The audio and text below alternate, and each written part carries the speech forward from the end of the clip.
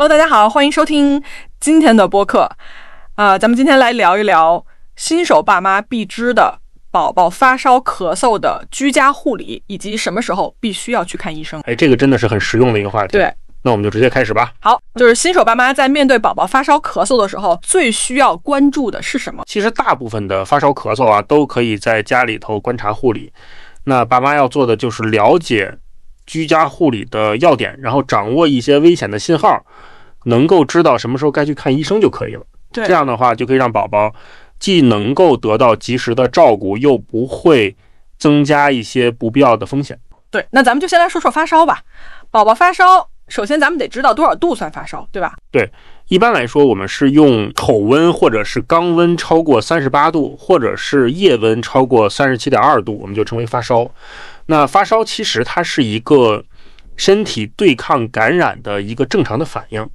对，大部分的情况下它都不会造成什么立刻的伤害。如果宝宝发烧了，在家里面护理有哪些要点？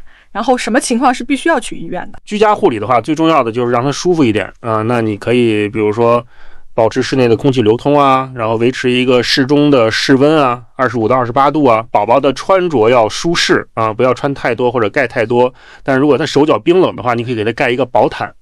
那如果他出汗了，就要把他的衣服减少啊，要让他多喝一些水啊，防止脱水。那如果他的精神还可以的话，你只要勤量体温就好了。那如果要是说他发烧超过了38.5度，他又显得很不舒服，那你可以给他用一些医生开的退烧药。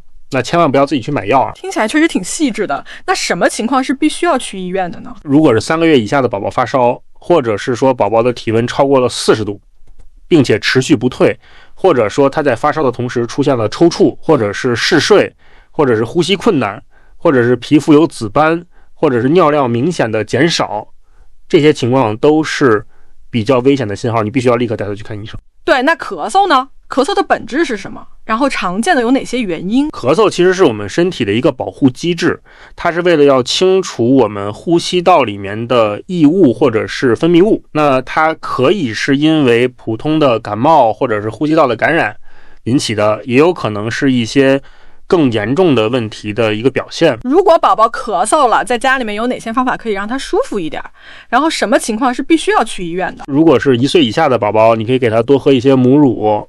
那如果是大一点的宝宝，你可以给他喝一些温水，然后同样的也要保持室内的空气湿润，要清洁，避免他接触二手烟。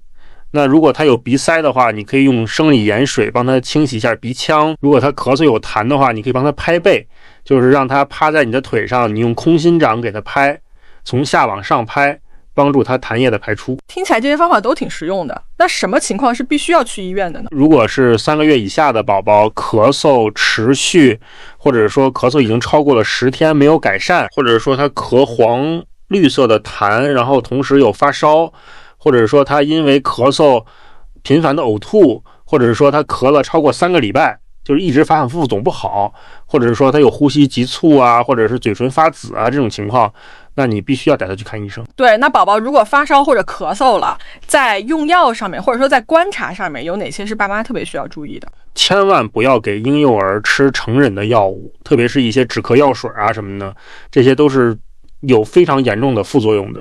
那如果他发烧或者咳嗽的同时出现了我们前面说的那些危险的信号，比如说精神很差呀，或者是呼吸很困难啊，这种情况，那你必须要立刻带他去看医生。